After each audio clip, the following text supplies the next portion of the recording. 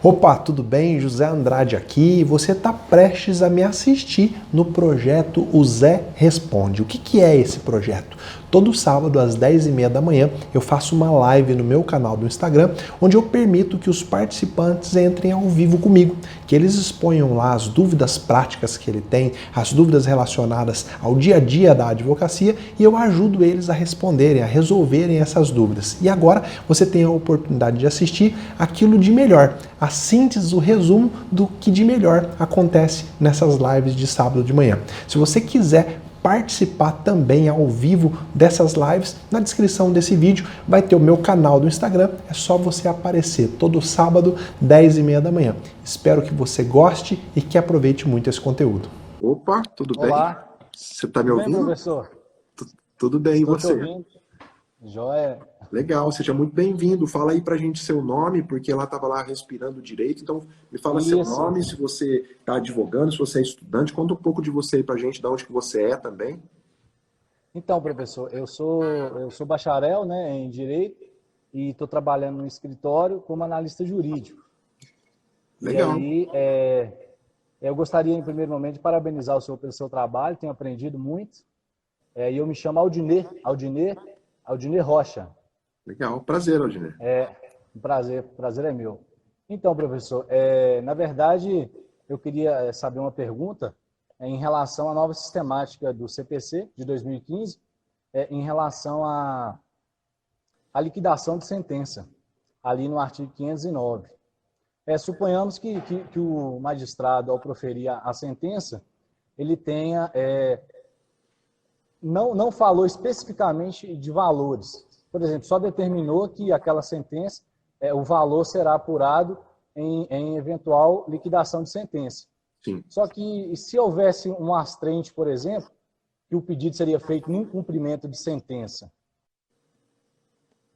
Deixa eu ver se eu entendi Fazer sua essa pergunta. liquidação. Desculpa, cortou aí Tá me pra mim. ouvindo, Você falou, e professor? se houvesse uma astrente, continua a partir daí. Tá. Haveria possibilidade de fazer essa liquidação de sentença em apartar dentro desse mesmo processo, né, que foi proferida a sentença, e o cumprimento da astrente no cumprimento de sentença? Vamos separar as coisas, então. Quando o juiz fala que condena a parte a pagar um valor, cujo valor terá que ser apurado em liquidação, nós estamos falando de uma obrigação de pagar, né? Então, Sim. por exemplo, o autor sofreu um acidente, está tendo que fazer tratamento médico, o tratamento ainda não acabou, e ele pede uma indenização para reembolsar as despesas que ele está tendo e as despesas que ele ainda vai ter. Então o juiz fala, condena o réu a indenizar, a pagar todas as despesas que o autor já teve e as que ele ainda vai ter. E isso dependendo do que for apurado em liquidação. Então é uma obrigação de pagar quantia. Quando o autor for entrar com a liquidação, ele vai falar, o valor é esse aqui, até a data da sentença eu já tinha gasto tanto. Até agora eu já gastei tanto. E muito provavelmente eu vou ter que gastar tanto porque, por exemplo, a minha fisioterapia custa tanto por semana. Ele vai liquidar, vai dar valores àquela indenização. Se nessa mesma decisão houve alguma obrigação de fazer, por exemplo, eu não consigo imaginar nesse caso concreto, mas são condenações diferentes, uma obrigação de pagar e uma obrigação de fazer. O juiz estabelece a multa para a obrigação de fazer. Tá? A obrigação de fazer, se ela não foi cumprida, aí, independente da liquidação, a parte interessada pode mover o cumprimento de sentença para receber aquela multa. Tá? Nesse ponto, a sentença não é ilíquida, ela já traz o valor. Se for lá R$1.000 por dia, é só somar o tempo, né, de descumprimento por R$1.000, é só multiplicar, né? Se foram 50 dias de descumprimento, multiplicado por 1.000, dá R$50.000. Então você vai ter uma liquidação e vai ter em paralelo um cumprimento de sentença para receber a multa. Tá? Entendi. É mais ou menos por aí? Sim, sim. Em relação a essa questão da multa, uma outra dúvida também que me vem agora é em relação à atualização. Essa multa sofrerá atualização ou vai nos limites que o magistrado, por exemplo, colocou limitada a um valor, tipo 10, 20 mil reais? Geralmente, quando o magistrado coloca um limite, é para a multa não se tornar fonte de enriquecimento. Né? Às vezes o que se discute, por exemplo, é a transferência de uma moto.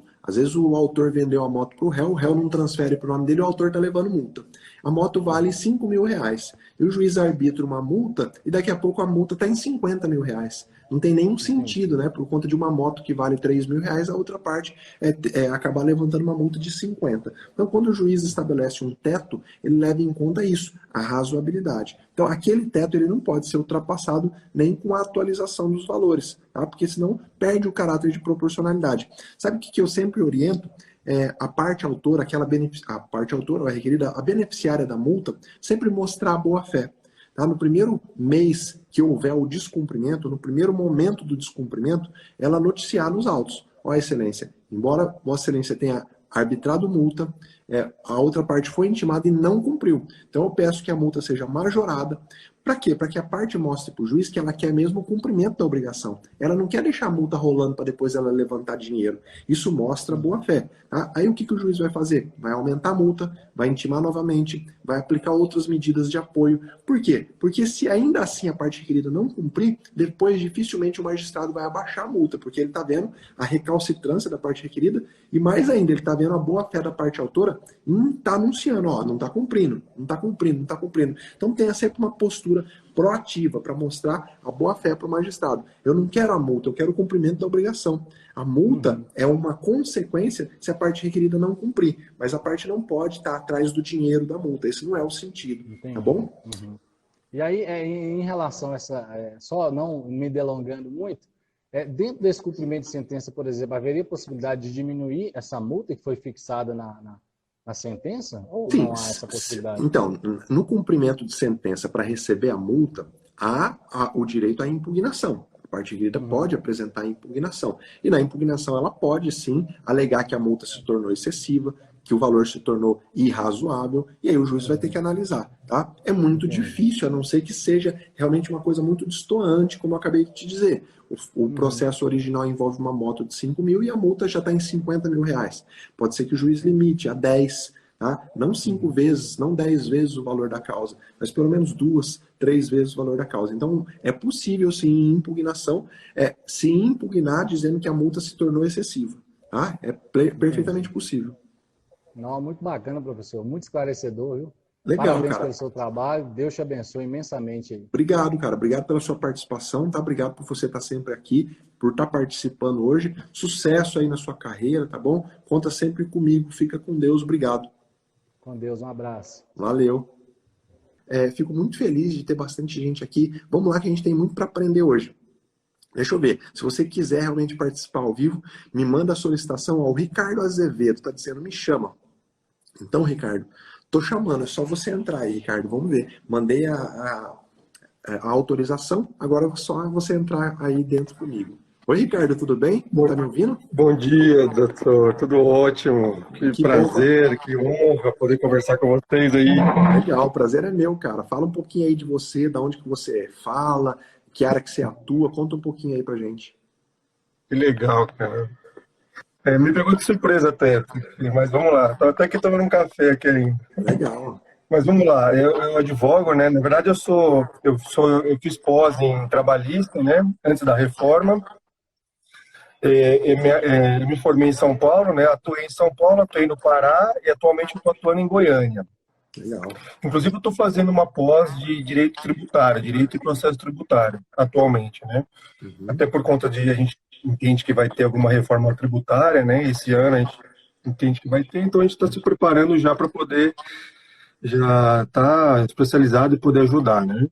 Legal, cara. Obrigado. Obrigado por você estar participando, obrigado por você estar aqui. Tá? Eu gosto muito aí de Goiânia, eventualmente. Acho que ano passado eu fui 2 vezes em Goiânia. Eu adoro o povo aí de Goiás. E então é um prazer falar com você, tá? E me fala aí, cara, tem alguma coisa que você acha que eu posso te ajudar? Tem alguma experiência que você quer compartilhar? Você está com quanto tempo aí na advocacia? Eu me formei, na verdade eu peguei minha OAB em 2007, né? Então já tem 13 anos já na batalha, né? Não é fácil advogar, não é fácil em São Paulo, no Pará também não é fácil, aqui continua do mesmo jeito, né? Mas a gente entende que a gente vai pegando experiência, né? Com o decorrer dos anos. Né? Mas assim, numa situação hipotética, como seria Eu sei que não é a área do doutor, né? É a área trabalhista, mas uma reclamação trabalhista, né? Que os pedidos iniciais foram de R$60 mil, né?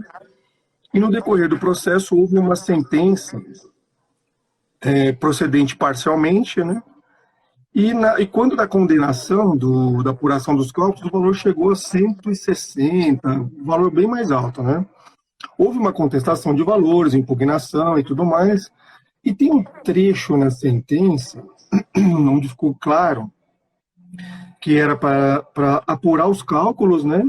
Porém retirar um período de afastamento lá da reclamante. E nós impugnamos, na verdade foi impugnado esse trecho, né, nas contas, e mesmo assim continua sendo cobrado esses valores nos cálculos. A gente continua se manifestando, continua apresentando que esse erro existe, mas já foi mandado penhora, a retenção do veículo da empresa. E agora, inclusive recentemente nessa parada, tem uma ordem judicial para penhora e retenção do veículo. O pessoal está pensando em fazer um novo pedido de reconsideração dessa ordem, né? Para ver se o juiz consegue entender. Eu não sei mais o que fazer, porque a gente demonstra nos autos desenhado e não consegue reverter. Legal. Você acha que assim, a ideia qual que seria? A princípio, fazer o pedido de reconsideração. No caso da penhora ser efetivamente concluída, aí entrar com os embargos da penhora.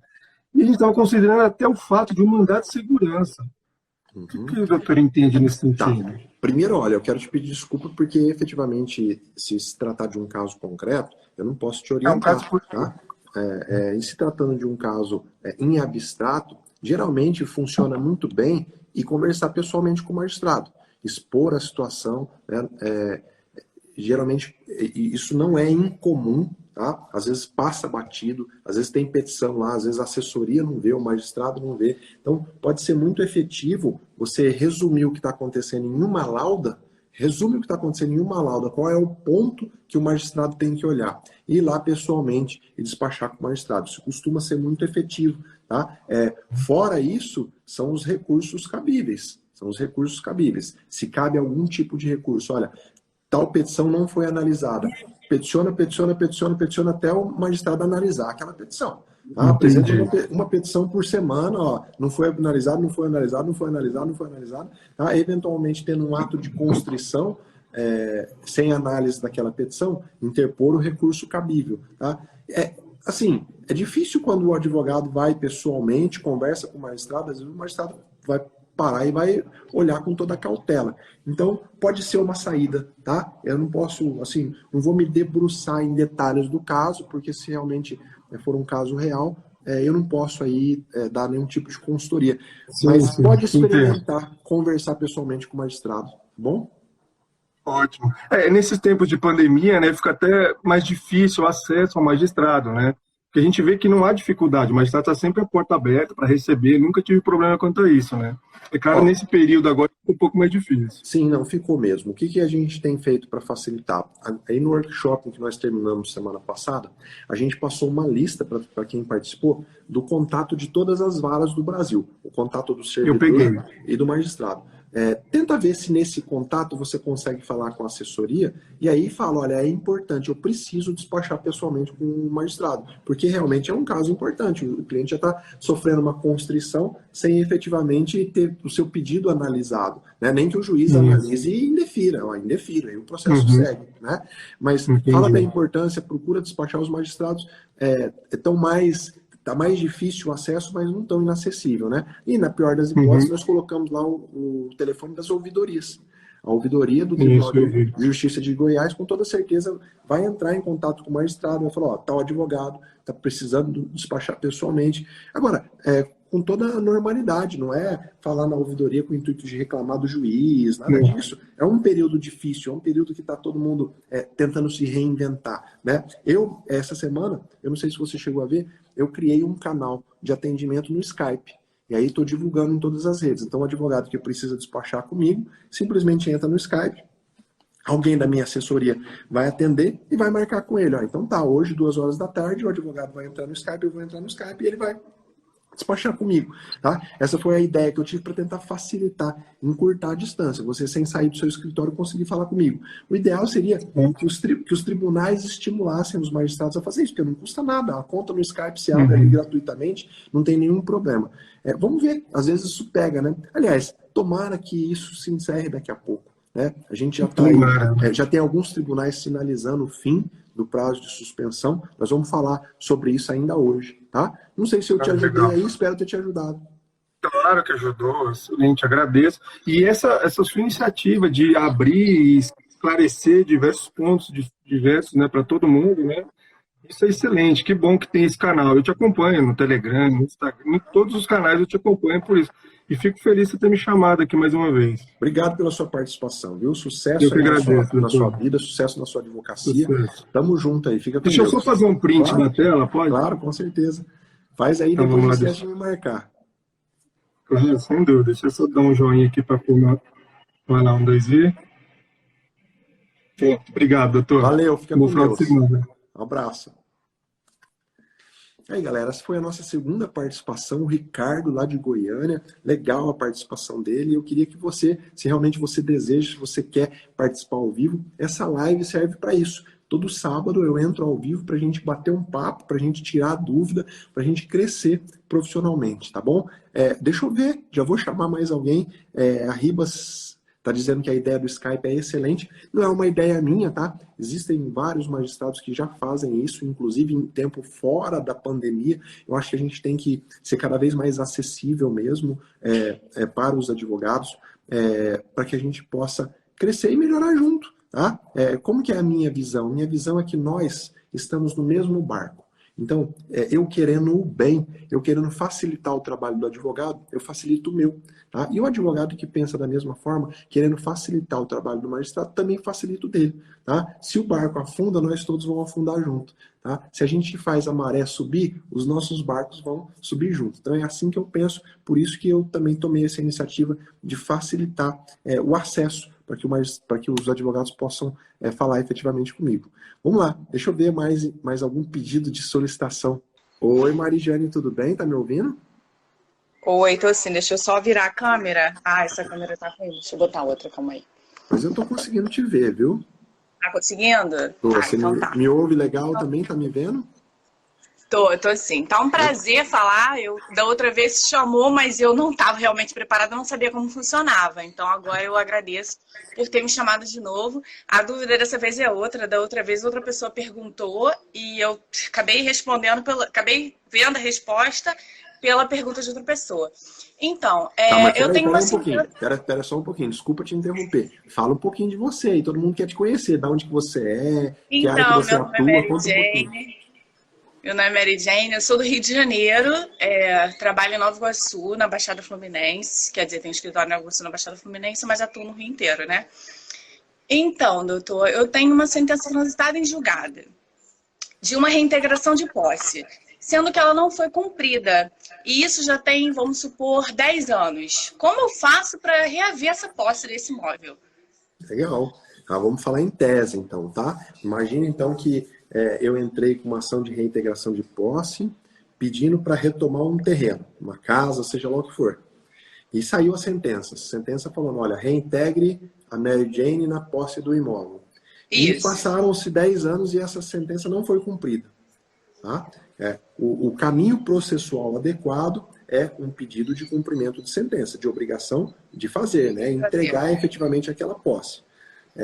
Agora, é claro que em 10 anos, muita coisa pode ter sido alterada, muita coisa pode ter mudado. Outras pessoas podem ter tomado a posse do bem, tudo pode ter acontecido. O caminho processual adequado é uma petição exigindo que a sentença seja cumprida. O oficial de justiça vai na área, vai efetivamente cumprir. Chegando lá, existindo outras pessoas, essas outras pessoas vão poder tentar a proteção da posse através de embargo de terceiro. Às vezes, no embargo terceiro, ela vai falar, olha, eu já estou há mais de 10 anos na posse desse imóvel, eu tenho direito ao uso capião, eu construí nesse imóvel, e aí vai depender das circunstâncias do caso concreto. Agora, para dar efetividade, o caminho é um pedido de cumprimento de sentença. Tá? Eu ponderaria com o magistrado por que se esperou 10 anos para pedir esse cumprimento.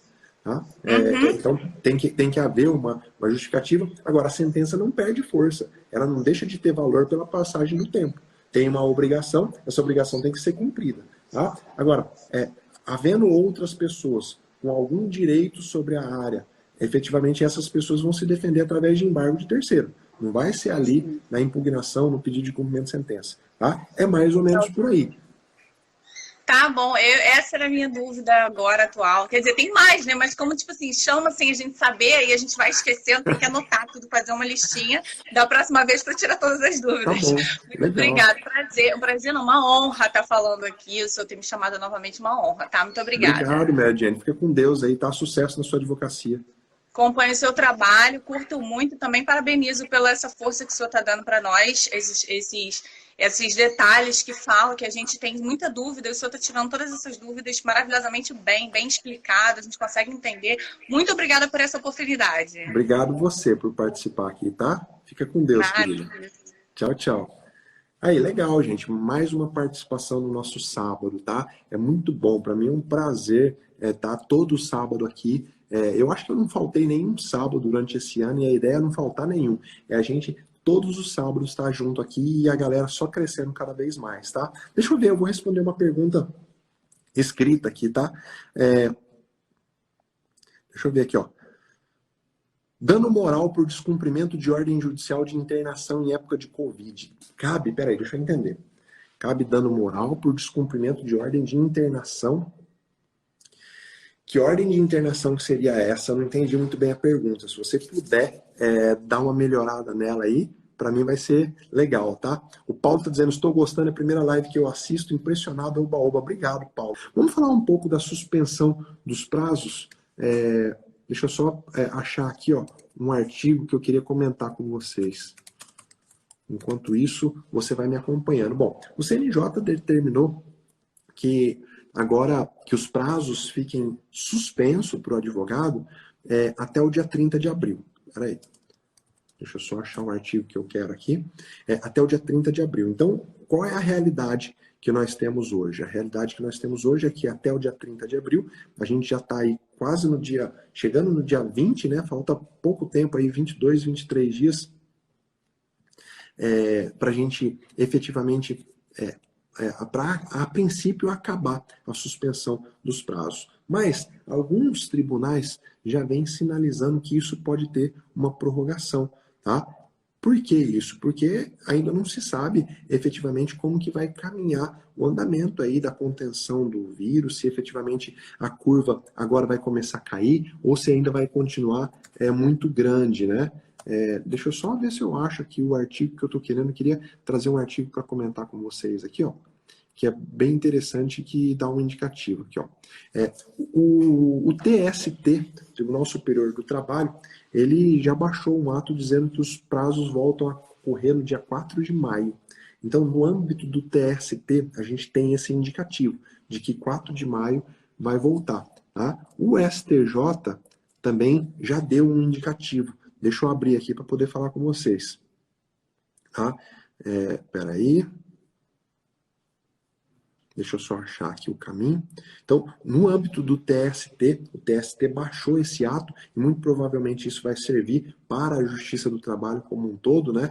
Num primeiro momento, os prazos vinculados aí ao TST voltam a correr no dia 4 de maio. O STJ também baixou um ato antes de ontem, se não me falha a memória. Eu só estou procurando aqui o número do ato para eu falar para você certinho. Peraí. Ele já fala de sessão por videoconferência, né? O STJ já falou que as sessões do STJ vão acontecer por videoconferência até o dia 31 de maio. Ó, as sessões de videoconferência devem acontecer até 31 de maio, mas o prazo poderá ser prorrogado pela presidência do STJ. Então, saiu uma resolução. Os prazos no STJ voltam a correr a partir de 4 de maio. Tá? Então, o STJ também na mesma linha do TST. Eu acredito fortemente que nessa próxima semana agora, o CNJ deve baixar um ato regulamentando geral. Tá? Acredito que isso vai acontecer. E por que eu acredito? Porque uma das funções do CNJ é dar uniformidade para a justiça. tá? Não pode um tribunal estabelecer uma data, outro estabelecer outra data, senão o advogado fica maluco, o jurisdicionado fica doido. Ele não sabe efetivamente que prazo que está correndo em que tribunal. Por isso, até que o CNJ baixou a resolução uniformizando, suspendendo os prazos até o dia 30 de abril. Eu sei que tem muita gente contrária, isso daí dá uma grande discussão, tá? O que efetivamente deve voltar, não deve voltar, os prazos devem correr agora, não deve, isso prejudicar o advogado. Uma coisa que a gente não pode esquecer é de se colocar no lugar dos outros, né?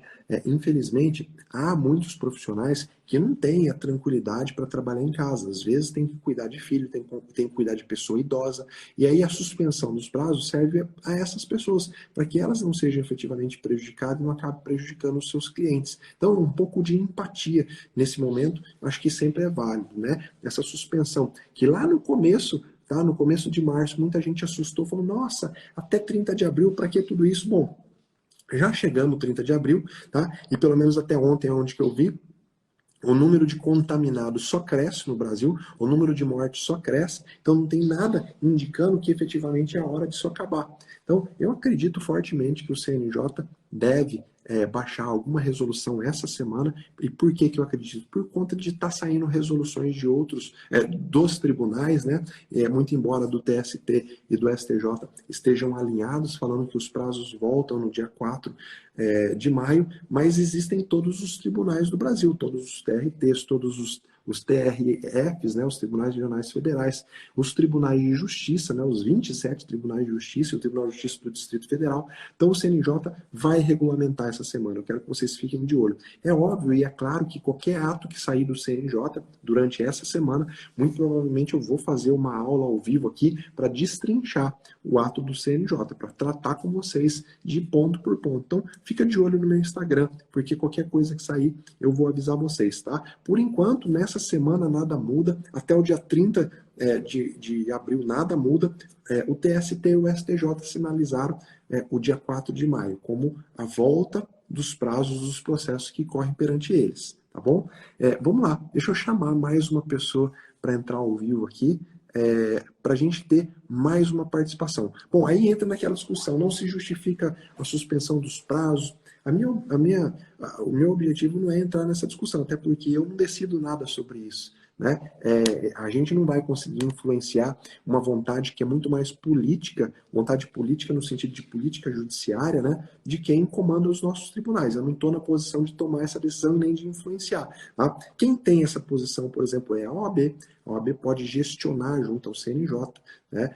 A OAB tem assento no CNJ, ela pode efetivamente, através dos representantes dos advogados no CNJ, influenciar essa vontade. Esse é o caminho, tá? Não é aqui não. Aqui o caminho é para a gente pensar sempre na prática. Eu sempre falo que nas minhas lives eu penso na prática. Eu não fico discutindo, divagando sobre teoria. Sabe por quê? A teoria você abre um livro, você pega um doutrinador, você assiste uma aula. Aqui não, vamos tratar em termos práticos para quando que você tem que realmente se preparar, tá bom? Vamos lá, deixa eu ver mais uma pessoa para entrar ao vivo aqui.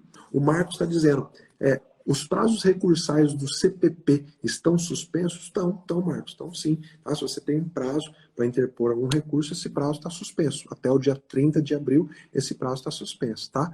Quantas audiências? O que o doutor acha? A Ana Lu está perguntando, Ana Lu.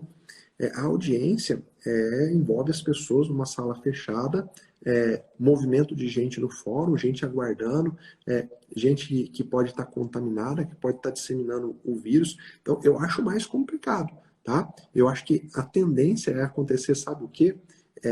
Talvez voltar a correr os prazos processuais agora no dia 4 de maio, mas as audiências poderem ser marcadas só a partir de junho, talvez. Tá? Eu acho que isso é o que a lógica mais está evidenciando que pode acontecer. Os tribunais voltarem a permitir que os prazos voltem a correr, mas as audiências a gente fazer efetivamente quando já tiver um pouco mais de notícia do vírus, está sendo controlado, ou pelo menos a contaminação está caindo. Infelizmente no Brasil só aumenta. Eu acho que esperar mais um mês para audiência, eu acho que não vai ser tão prejudicial assim não, tá? Agora, é claro que tem tribunais preparados para fazer audiência por videoconferência. Eu te falo como magistrado que não há diferença nenhuma. Fazer pessoalmente ou por videoconferência, para o juiz, não interfere em nada, não tem nenhuma dificuldade, muito pelo contrário, às vezes é até melhor, não se perde muito tempo, se vai rápido, direto ao assunto, direto ao ponto. Então, pode ser que isso aconteça, não estou querendo ser nenhuma mãe de Iná aqui, não, mas eu acho que tem tudo para acontecer. Os prazos voltarem a correr, mas as audiências, como o STJ e o TST já anunciou, né, que pelo menos até o final de maio eles vão fazer as audiências por videoconferência, né, no caso as sessões de julgamento. Prazo para pagamento de acordo está suspenso? Não, não está suspenso. Tá? Obrigações materiais não estão suspensas. Então, prazo para a parte pagar não é um prazo processual. O prazo processual é para cumprir uma medida de dentro do processo.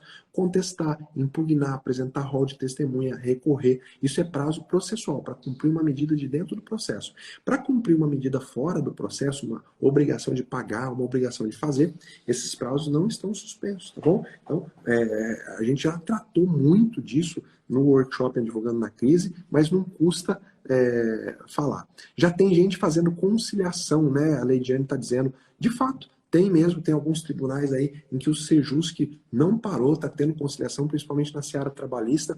Eu acho que a gente tem que ter a boa medida das coisas, nem muito e nem pouco. Tentar o meio do caminho, tá bom? Vamos lá.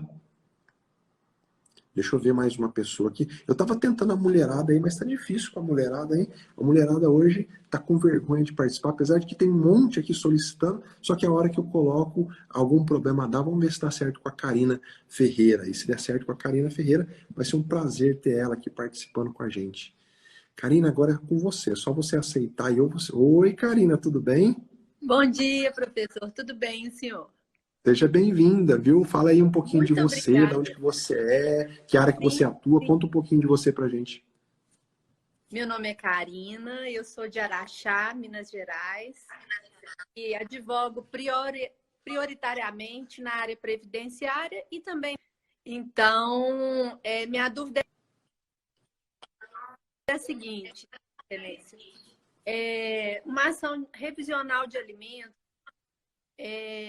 o juiz deferiu os alimentos provisórios, Peraí, só um pouquinho. revisão... Desculpa te interromper. Fala assim, ó. Imagina se o juiz deferisse os alimentos, porque eu não posso te ajudar a analisar um caso concreto. Caso concreto. Tá? Sim, entendi. Vamos falar em tese. Imagine que isso acontecesse, qual que seria a melhor saída, tá bom? É uma dúvida, assim, porque eu até questionei a chefe da secretaria, mas ela ficou meio reticente. Questionei também uma oficiala de justiça próxima e ela também teve dúvida.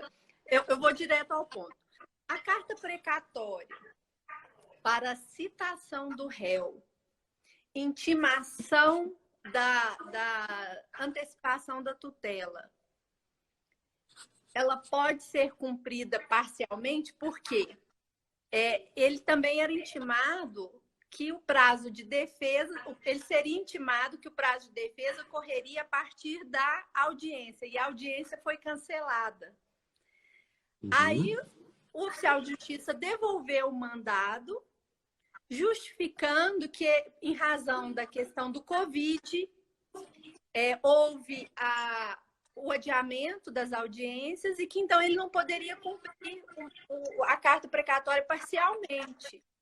Então, assim, uma situação inusitada e nova para a gente, né? Eu gostaria de saber o entendimento do senhor.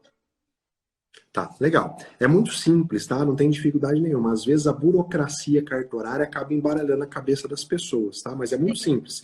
São dois atos. Um ato é intimar para audiência. O outro ato é intimar para cumprir uma decisão antecipatória de tutela. São dois atos. O negócio é que esses dois atos são colocados no mesmo papel, no mesmo documento. Tá? Então, o oficial de justiça, a atitude correta do oficial de justiça é cumprir o ato, intimei para cumprir a medida urgente. Isso não está suspenso. Muito pelo contrário, o CNJ mandou dar prioridade para o cumprimento de medidas urgentes. E aí ele certifica que deixei de cumprir a intimação para a audiência, uma vez que a audiência está suspensa. Ponto final. Então poderia ter cumprido, né, a intimação muito simples, da decisão antecipatória. Às vezes, para facilitar a coisa, pode-se peticionar solicitando que os atos sejam separados, que expeça-se apenas o mandado de intimação sobre a decisão antecipatória de tutela. Aí o oficial de justiça com a cabeça quadrada, ele só vai ver um ato, ele vai lá e cumpre. Não tem nenhum problema, tá? Mas é muito fácil de resolver. ele devolveu o mandado, a chefe da secretaria devolveu a precatória, tivemos que manifestar nos autos e renovar tudo de novo. Legal, Agora, mas espero que agora dê certo. Eu também. Excelência, só para finalizar, como eu advogo muito na área previdenciária, e eu acho que na Justiça Federal as coisas são mais céleres. Não sei se pela dinâmica que é estabelecida dentro das secretarias, né? E a gente está com um problema danado, porque Justiça Federal fechada, né? Até assistindo aqui as lives aos sábados, né? Eu acho que eu recebi essa informação aqui, que a gente poderia entrar em contato com o chefe da secretaria, né? E assim fiz, mas ele foi categórico que o juiz só despacha em processo de réu preso. Então, assim, uma situação complicada. Então, é assim, cada caso é um caso, né? O problema é que a orientação do CNJ para os tribunais é para a justiça não parar, como de fato não é para parar. Tá? Não tem nenhuma orientação dizendo, olha, só se despacha em processo de réu preso, só se despacha em processo urgente, não. Eu e os meus colegas com quem eu tenho conversado, nós estamos trabalhando normalmente. O que se suspendeu foram os prazos para o advogado. Só isso. O resto continua normalmente. Então, talvez é um problema pontual, né, do magistrado que deu uma radicalizada e que não quer atuar nesse período de exceção, o que para mim não tem nada que justifique. Por que os processos de réu preso, aliás, os de réu solto, não vão andar, ou as ações previdenciárias não vão andar? Não tem nenhum sentido para isso. Tá? O trabalho é para ser desenvolvido do mesmo jeito, é para chegar de manhã, para trabalhar, para chegar à tarde, para trabalhar. Então, pode ser que seja um problema pontual, né? Eu sempre recomendo, talvez a OAB pode te ajudar da melhor maneira. Comunicar para a OAB comunica com o tribunal, para que não haja nenhum problema do advogado com o próprio magistrado. Às vezes a OAB local conversa com o representante, aí o presidente da subseção, o presidente da subseção dá um pulo, conversa com o magistrado e tudo isso se resolve. Tá? Então, não dá para falar sem entender a realidade local, mas no primeiro momento a atitude mais correta é não parar nada, é continuar atendendo tudo. Tá bom? Perfeito. Muito obrigada. Agradeço pela oportunidade e principalmente por tudo que o senhor tem nos ensinado com uma forma tão didática, tão simples e acessível. A gente sabe que nem todo magistrado tem essa boa vontade. Deus o abençoe e guie sempre. Obrigado, eu que te agradeço, tá? Obrigado pela sua participação, que você tenha mais absoluto sucesso aí na sua advocacia, tá, Karina? Obrigada, excelência. Fica com Deus. Aí mais uma participação, mais uma mulher participou aqui com a gente, gostei muito da participação dela, tá? Queria pedir para sempre que você for chamado ou chamada para participar aqui, que você não traga caso concreto que efetivamente eu não posso te ajudar. Posso te ajudar com caso abstrato. Às vezes eu tento dar alguma resposta para não deixar a pessoa sem resposta, mas efetivamente o meu objetivo não é e nunca vai ser ajudar com caso concreto, tá bom? Porque efetivamente há uma proibição legal. Eu quero tirar dúvida em tese, a gente discutir, tá bom? O importante é a gente estar sempre crescendo aqui. Galera, daqui a pouco a gente já vai chegar no nosso final. Eu ainda vou convidar mais uma ou duas pessoas para entrar, tá? Antes que dê aqui a hora do Instagram. Agora eu queria te pedir o seguinte, todo sábado a gente tem um ritual aqui, tá? Todo sábado a gente cumpre esse ritual. E agora nós vamos cumprir esse ritual. Eu vou dar um sorrisão agora para você poder tirar um print dessa tela e fazer um stories me marcando. Eu quero saber quem efetivamente está participando aqui, quem está presente, quem está de corpo e alma presente. Porque só tá com a live ligada, tá assistindo uma coisa. Agora tá captando tudo que eu estou falando, tá seguindo os comandos que eu tenho apresentado para você. Isso mostra que você tá de corpo e alma presente. Então vamos lá. Dá um print nessa tela agora e aí você vai fazer um stories e vai me marcar, tá? É para fazer um stories e me marcar. Por quê? Aí eu vou repostar, pelo menos as 10 primeiras pessoas que fizerem isso, eu vou repostar no meu Instagram, porque eu quero prestigiar você que está aqui, tá bom? Então vamos lá, agora é a hora do print, eu também vou dar o meu aqui, ó. Legal, já dei meu print. Assim que terminar essa live, eu vou publicar esse print lá no meu feed e vou perguntar para você qual que foi o melhor insight, a melhor sacada, aquilo que você sentiu que você ganhou por ter participado dessa live, tá bom? Se você não sentiu que ganhou nada, não trouxe nada de conhecimento, nada de novo para sua vida, não tem nenhum problema, tá? O que eu quero é que se realmente, o professor falou aquela coisa para mim foi importante, você vai lá e comenta, porque é o jeito de eu saber efetivamente se essa live está sendo legal para você, se eu mantenho esse jeito de fazer, se eu mudo ou não, tá bom? Vamos lá. Professor, eu gostaria de compartilhar uma experiência de cumprimento de execução. O Márcio Santos. Márcio Santos, então eu vou te chamar para entrar ao vivo aí, Márcio. E aí você compartilha com a gente. Deixa eu ver se eu consigo chamar o Márcio aqui. Espera aí. Vamos lá, Márcio. Se você quiser compartilhar ao vivo, eu estou te chamando para entrar. Se você quiser escrever aí, tá? Não tem problema. Mas eu já te chamei ao vivo, agora é só você aceitar. Acho que tá dando certo com o Márcio. Oi, Márcio, tudo bem? Tudo bom? Seja bem-vindo, cara. Ah, obrigado. Prazer. Me conta aí de onde que você fala, que área que você atua, fala um pouquinho de você. Sou do Rio de Janeiro e trabalho na área civil e trabalhista.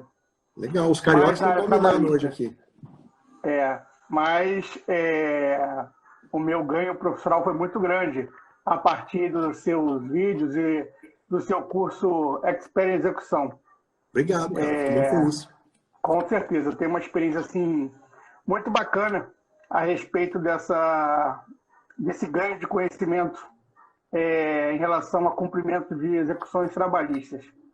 Eu tenho um caso que eu posso contar, porque eu não vou lhe pedir nenhuma opinião, é compartilhar mesmo a minha experiência, de que eu estava dentro de um Uber, e aí esse motorista de Uber me consultou, me ouviu falando com o cliente no telefone, me fez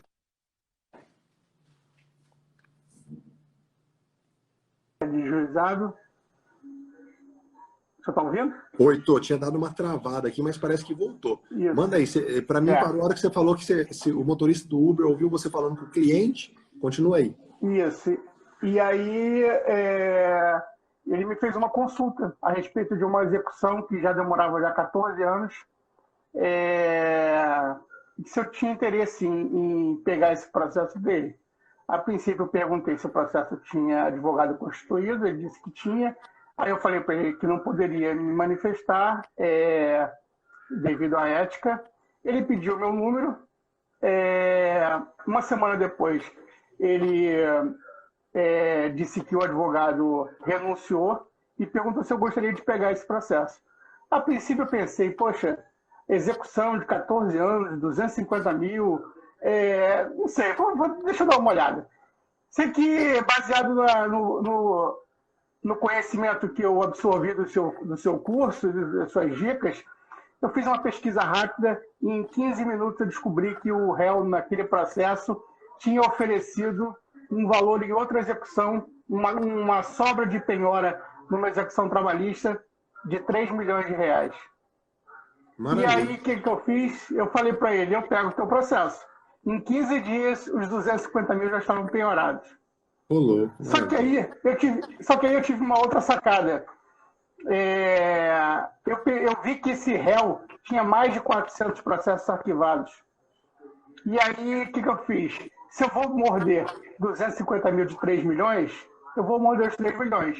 Eu passei o final de semana fazendo uma relação de processos arquivados com o telefone dos seus respectivos advogados e na segunda-feira eu entrei em contato com mais ou menos 15 advogados propondo parceria para a penhora desses valores. Fui aceito aí por 11 ou 12 escritórios e em mais ou menos 60 dias eu tinha exaurido todo o crédito do processo trabalhista, mais de 3 milhões. Em cima desse resultado, eu conseguia encontrar outro imóvel e outra sobra de penhora desse réu. E foram mais 3 milhões. E hoje já estou com 58 execuções contra esse mesmo réu e 9 milhões bloqueados. Tudo sobra de penhora de outros processos. Tudo baseado no conhecimento que o senhor tem passado aí. Obrigado, cara. Obrigado por compartilhar isso, viu? Quando eu tive a ideia de criar o treinamento Expert em Execução, era exatamente para isso. porque tem tanta coisa dando sopa aí que às vezes a gente, né, não consegue a satisfação de um crédito porque não sabe onde sair, e o conhecimento é libertador, não é? Quando a gente aprende uma coisa nova, vai lá, coloca em prática. Olha no seu caso, tanto de gente que talvez já tinha até desistido de conseguir efetivamente alguma coisa. Eu já recebi efetivamente aí 1,5 milhão de execução. Então eu acredito que o curso se pagou então para você? Logo de primeira, com certeza. Esse é um caso só, tem outras execuções. Inclusive, numa das execuções foi alegado a prescrição intercorrente, porque o processo estava em poder do advogado há muito tempo, e aí eu não conhecia o artigo 1056 do CPC, que fala que a prescrição intercorrente ela começa a contar da data que efetivamente entrou em vigor o Código de Processo Civil. Uhum. Eu acho que é 1056. Então, o que acontece? Eu aleguei o 1056 porque se fosse correr o prazo da prescrição intercorrente, uma vez que não havia no Código 73 a prescrição intercorrente. Mas se fosse levar ao pé da letra a prescrição intercorrente, o prazo que o processo estava com o advogado estaria prescrito. Eu aleguei o 1056, consegui, em sentença de execução, manter a execução, e em sede de agravo também eu consegui a manutenção da sentença. Acabou de sair agora, um dia antes da interrupção do prazo, e agora estou aguardando a volta do prazo para poder prosseguir com a execução, um valor de quase R$400 mil. Legal, cara. Olha, parabéns. Obrigado por ter compartilhado, tá? Eu tô apressando aqui porque o Instagram me avisou que em 30 segundos a nossa live vai cair. Então eu vou ter que encerrar aqui. Te agradeço demais pela sua participação, tá bom? Obrigado por ter contado essa história bonita pra gente, tá? Fica com Deus, Márcio. Um abraço. Outro, tchau, tchau. Galera, estamos acabando. 30 segundos aqui para acabar a nossa live. Eu quero te agradecer muito por ter participado. Tem gente aqui perguntando como que eu faço para participar desse treinamento. Esse treinamento está com as inscrições fechadas, tá? Mas eu vou colocar no meu Stories um link para você entrar na lista de espera. Muito obrigado, que Deus abençoe o seu final de semana e a sua vida, e até a nossa próxima.